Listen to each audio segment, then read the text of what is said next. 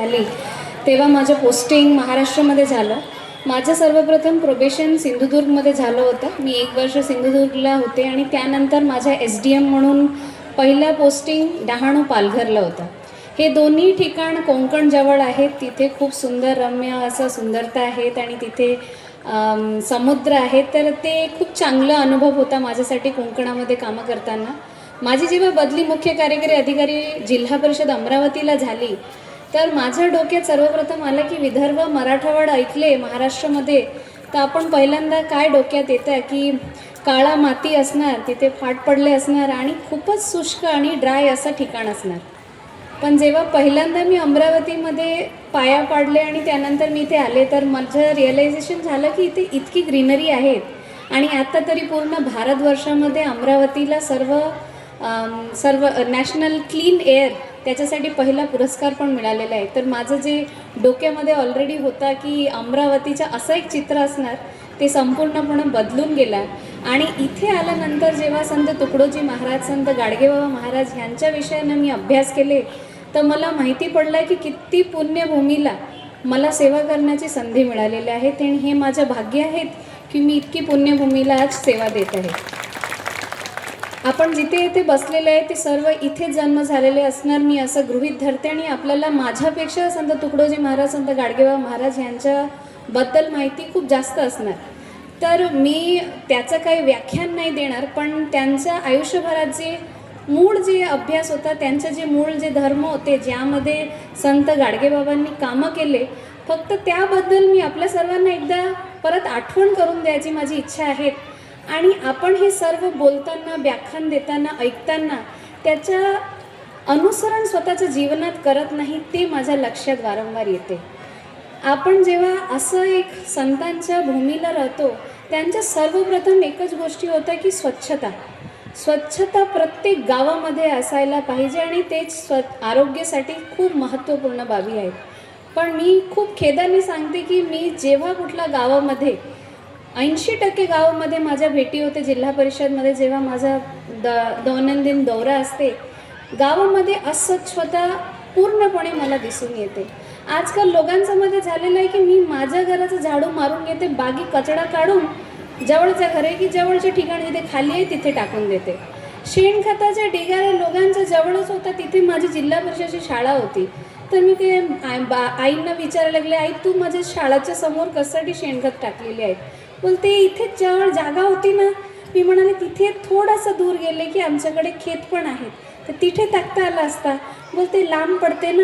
मी तर लोकांचं जे मनात हे आहे की मेरा घर मैं अच्छा साफ सुथरा रखूंगा पर बाकी का गंदा हुआ तो चलेगा, हे डोक्यातून आपलं कधी जाणार? पूर्ण गावं हे माझ्या आहेत. हे जे कुटुंबता होती आमच्यामध्ये पहिले की गावामध्ये लोकांना पहिले, आपण आता गावामध्ये ना टाऊनसारखं झालेलं आहे. अपार्टमेंटमध्ये जसं इथे अपार्टमेंटच्या जवळपास कोण राहते त्याला कोणी ओळखत नाही. गावाला पहिले प्रत्येक माणसाच्या घरी आज काय आहे त्याचा उत्साह पूर्ण गाव म्हणायचे.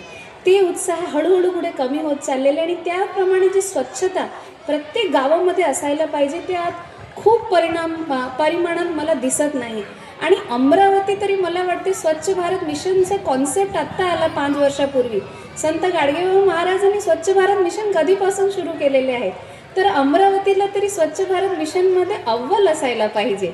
आणि तुम्ही सर्वांनी पूर्ण महाराष्ट्र काय पूर्ण भारतासाठी एक उदाहरण करायला पाहिजे की आम्ही संत गाडगेबाबा महाराजांचं पुण्यभूमीला आहोत आणि स्वच्छता आमच्या मनात आहेत, आमच्या रक्तात आहेत आणि स्वच्छता जसं आहेत आम्ही त्याचं जीवनयापन करतो.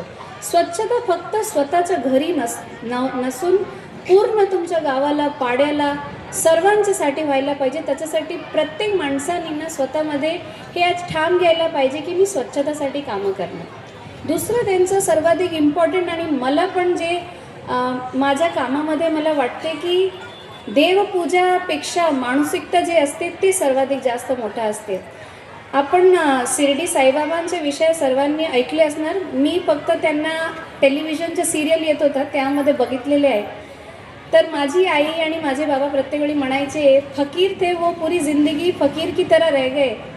त्यांचं जीवन गेल्यानंतर त्यांना सोन्याच्या खुर्चीवर बसवले आणि सोन्याचे मुकुट लावले आणि आज किती ना किती सोने त्यांच्यावर देण्यात येत आहे. तर ज्या माणसांनी चूज केला होता की मला फकीरसारखं जगायचे आहेत, मला माणसाची सेवा करायची आहे, आज तुम्ही त्याला सोनं देऊन काय करणार? तर आपल्याला असं, मला असं वाटते की देवपूजा न करता जितके माणसं आहेत त्यांची जेवढे जास्त आपण मदत करू शकणार, त्यांच्या काय अडचण आहे त्याला आपण फोकस करू शकणार, तर तेच खरी देवपूजा आहेत. आणि ॲज अन IAS ऑफिसर असो, माझ्या डोक्यात प्रत्येक वेळी होतं की कशासाठी कलेक्टर व्हायचे. लहान वेळापासून एक स्वप्न होता की मला कलेक्टर व्हायचे आहेत. कलेक्टर व्हायचे मागे माझा कधी उद्देश नव्हता की मला मोठी गाडी मिळणार, एक मोठे चेअर मिळणार, की 10 लोक मला रेस्पेक्ट देणार. माझ्या डोक्यात ते त्याच्यासाठी आलं होतं की लहान वेळापासून खूप अडीअडचणीमध्ये मी आणि माझी मोठी बहीण मोठे झालं होतं. प्रत्येक वेळी वाटत होता की आत्ता अभ्यास सुटणार.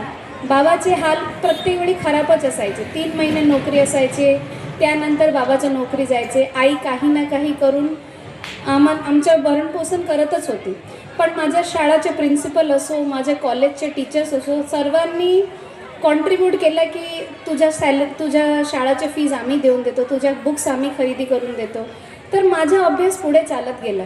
तर माझ्या डोक्यात होतं की असं काय एक जॉब करायचे ज्यामध्ये सर्वाधिक जास्त लोकांची मी जास्तीत जास्त मदत करू शकते.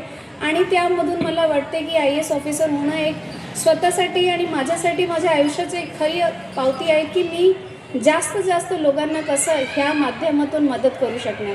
तर सर्वांच्यासाठी पण संत गाडगेबाबांचं पण हे एक खूप महत्त्वपूर्ण त्यांच्या जीवनाच्या सूचना होता की देवपूजा न करता माणसाची मदत करा. माणसांना जितकी जास्त तुम्ही मदत करू शकतात हे खरी देवपूजा आहे.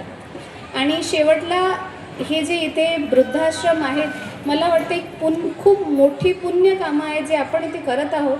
सर्वप्रथम तरी आईबाबा ज्यांनी आयुष्यभरात इतकी मेहनत घेऊन आम्हाला मोठं केलं, त्यांना आमच्या स्वतःच्याकडून दूर करायचेच नाही. आणि ह्याच्यापेक्षा मोठा गुन्हा काही नाही मला तसं वाटते. पण तरीसुद्धा काही अडचण असेल, जरी त्यांच्या घरी त्यांनी त्यांच्या आईबाबाला सोडले, त्यांना इथे ठेवून तुम्ही जे कामं करत आहेत ते खूप मोठी गोष्ट आहे. हे देवपूजापेक्षा पण मोठं आहे. आईबाबांच्या सेवा करणं मला वाटते आजच्या घडीमध्ये खूपच एक मोठं पुण्याचं कामं आहेत. आपण आत्ता मी माझे आईबाबा ओडिसाला राहतात, त्यांना खूप वेळा रिक्वेस्ट करते की माझ्याकडे येऊन राहा, पण त्यांची इच्छा नसते. पण तरीसुद्धा जेव्हा ते आमच्याकडे राहतात तर तेव्हा वाटते की असंच आमच्याकडे प्रत्येक वेळी राहायला पाहिजे. आईबाबांचं असं पण असते की मुलगी आहे तुझ्याकडे नाही राहणार, मुलगा झाला असतं तर त्याच्याकडे राहिलं असते. पण आता मुलगा मुलगीमध्ये फरक नाही आहे, ते माझ्या आईबाबांना लक्षात आलेलं आहे. तर आता ते येऊन माझ्याकडे राहतात.